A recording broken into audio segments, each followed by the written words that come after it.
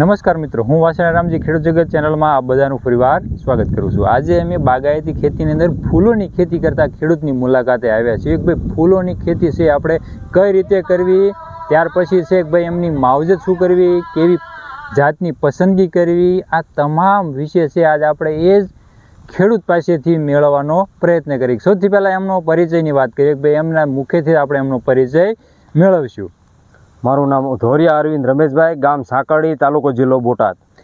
હવે જે તમે ફૂલોની પસંદગી કરી છે કે ફૂલોની ખેતી કરવાની, હવે એની અંદર સૌથી પહેલાં અમને એ જણાવો કે ભાઈ આ છે તમે રોપ લઈ આવ્યા હતા કે બીનું રોપણ કર્યું હતું? નહીં, અમે તો તૈયાર રોપ જ ખરીદી કરેલી છે. તો જે તમે ખરીદી કરી છે ભાઈ તમે બે વેરાયટી છે પસંદ કરેલી છે, તો બે વેરાયટી કઈ કઈ છે? આમાં બે ઇન્ડુજ કંપનીના છે, એક ટેનિસ બોલ છે અને આ છે એ અશ્વગંધા છે. બે સેમ જ એક જ કંપનીની છે અને એક શું છે કલર ફરે એટલે નામ ચેન્જ છે. એટલે બંનેનું તમને માર્કેટ સારું મળે છે, ધ્યાનમાં રાખીને તમે પસંદગી કરી છે. હવે જે બે હરોળ વચ્ચે અંતર કેટલું પસંદ કર્યું હોય છે? બે હરોળ વચ્ચે 54 ઇંચની ગાળી છે. 54 ઇંચ. અને આમ બે છોડ વિશે 1.5 ફૂટ 18 ઇંચ. એટલે જે પસંદગી વાવેતરની અંદર કરી જે આપણને ઉતારવામાં સરળ રહે. ત્યાર પછી હવે એની અંદર માવજત શું આવે? માવજતમાં તો શું છે કે છોડ નાનો હોય ત્યારે ઓછું હોય, જેમ મોટો થાય એમ થોડીક માવજતની વધારે તમારે ત્યાં વધારે જરૂરિયાત ઊભી થાય. હવે સૌથી પહેલાં ભાઈ અહીંયા છે કે ભાઈ આ સરસ મજાના ફૂલ તમારા ખેતરની અંદર તૈયાર થઈ ગયા છે કે ભાઈ જ્યાંથી તમે વાવેતર કર્યું એટલે કે ધરુનું રોપણ કર્યું ખેતરની અંદર ત્યાંથી છે આપણને કેટલા દિવસે અહીંયા ફૂલ મળે? આપણને પાકો ધરું 25 દિવસથી 30 દિવસનો મળે. ત્યારબાદ આપણે રોપણ કર્યા પછી આપણને 2 મહિને ધરુમાંથી આપણને ઝીણા દોડવાની શરૂઆત દેખાય. 2 માસ 60-70 દિવસે આપણને નાના આવા દોડવા દેખાય. ત્યાર પછી દોડવામાંથી ફૂલ બનવાની દોડવામાંથી ફૂલ બનવામાં 15 દિવસની આખી પ્રોસેસ લાગે છે. સરસ મજાનું માર્કેટમાં વેચાણ થાય એવું આપણને ફૂલ 15 દિવસ લાગે, આખું તૈયાર થઈ જાય છે.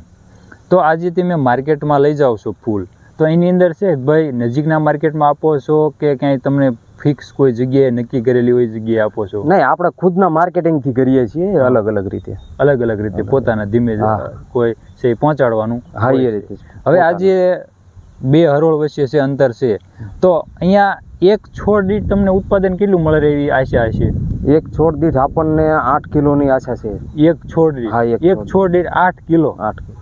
તો સામાન્ય છોડ તો નાનો હોય છે, એની ઉત્પાદન ક્ષમતા ઘણી વધારે હોય છે. તો 1 કિલો દીઠ અત્યારે તમને ભાવ હાલમાં અંદાજે ક્યાં સુધી મળવા પાત્ર રહે? અત્યારે થોડીક સિઝનના હિસાબે, વરસાદના હિસાબે ભાવ ડાઉન છે.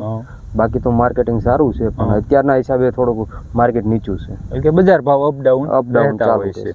તો આ તમે સરસ મજાની જે ફૂલોની ખેતી કરી છે, ઘણા લોકો છે ઈચ્છતા હોય છે કે ભાઈ આપણે છે અન્ય પાકો અથવા અન્ય છે ફળ ફળાદી છે એનું ખેતરની અંદર વાવેતર કરવું છે. હવે આની અંદર વિશેષ છે કોઈ ખાતરની જરૂરિયાત રહેતી હોય તો? પ્લસ આપણે ધરુનું વાવેતર કરીએ ત્યારે ફરજિયાત દેશી ખાતર નાખવું જ્યારે વાવેતર કરો ત્યારે. ત્યારબાદ એને શું છે ન્યુટ્રિશન, માનો કે જેમ ફાલ મોટો થયો છે એ રીતે એના ન્યુટ્રિશન પ્લસ આપવા પડે છે. એ આપણા છોડની અને જમીનની ધ્યાનમાં રાખીને છે આપણે એમની સારવાર કરવી પડે. તો હવે આની અંદર પિયત પદ્ધતિ તમે કઈ અપનાવેલી છે? અત્યારે આપણે ધોરિયા પિયત પદ્ધતિ છે, પણ આમાં વધારે સારી બેસ્ટ ટપક સિંચાઈ. ટપક આપણા માટે બેસ્ટ છે અને વચ્ચે વધારાનું નીંદણ પણ ના થાય છે. તો ઘણીવાર અમુક સમય એવો બનતો હોય કે વરસાદી વધારે આવતો હોય, વધારે પડતું પવન હોય અથવા વધારે પડતી ઠંડીના વાતાવરણમાં એની અંદર વિશેષ કાળજી રાખવું હોય તો તમારા ધ્યાનમાં અમે નાની સોટીઓ જોઈશ તમારા ખેતરની અંદર. એ ખાસ કરીને પવન અને વરસાદ જેવું વાતાવરણ હોય ત્યારે આને થોડુંક નુકસાન થવાની વધારે છે. તો શું છે કે પવન અને વરસાદ બંને હોય તો છોડ નમી જાય અથવા ભાંગી જાય છે. તો ઘણી વાર એના હિસાબે ડાળીઓ તૂટી જાય છે. તો અહીંયા આપણે પૂરું પ્રોટેક્શન લઈ શકતા નથી. એટલે કે બહેતર છે કે ભાઈ બંને બાજુ છે આપણે તમે દોરી બાંધી જેથી આપણને ઉત્પાદનમાં ઘટાડો ના થાય એનામાં. તો જેથી વાવેતરથી લઈને અહીંયા સુધી તમે 8 કિલો પર દીઠ આપણને છોડ દીઠ ઉત્પાદન મળશે. તો આનો ઘેરાવો છે થતો હોય છે, તો એ તમામ ફૂલો એક સાઈઝના જોવા મળે?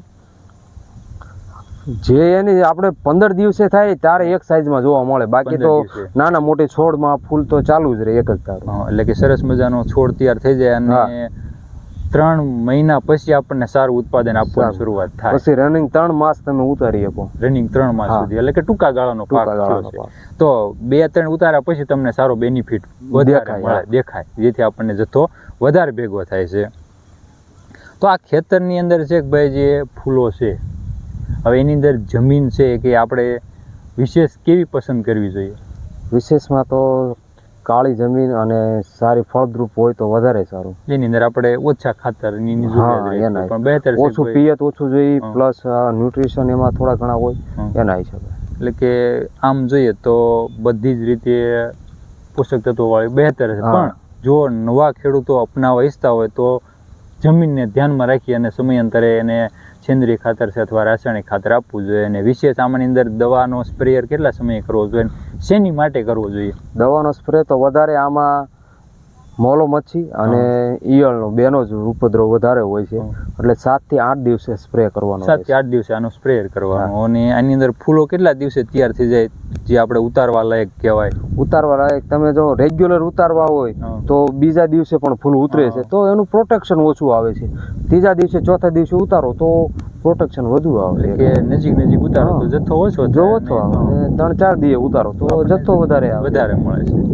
તો અરવિંદભાઈ, ખૂબ ખૂબ તમારો આભાર. તમે સરસ મજાની ફૂલોની છે અમારા મિત્રોને છે એ માહિતી આપી. જો મિત્રો, ખેડૂત છે એ પોતાના અનુભવને ધ્યાનમાં રાખીને પોતે ખેતી કરે છે. હવે આ અનુભવ અમે લોકો સુધી પહોંચાડવાનો પ્રયત્ન કરીશું. એની માટે છે કે ભાઈ લોકો સુધી અવાનવા અમારા વિડીયો છે એને શેર કરો, નવા લોકોને મોકલો, મિત્રોને મોકલો, જેથી અમને નવી માહિતી મળે અને નવા પાક તરફ છે એમને વિશેષ ધ્યાન જાય. એની માટે એકવાર અમારી ચેનલની અચૂક મુલાકાત લ્યો.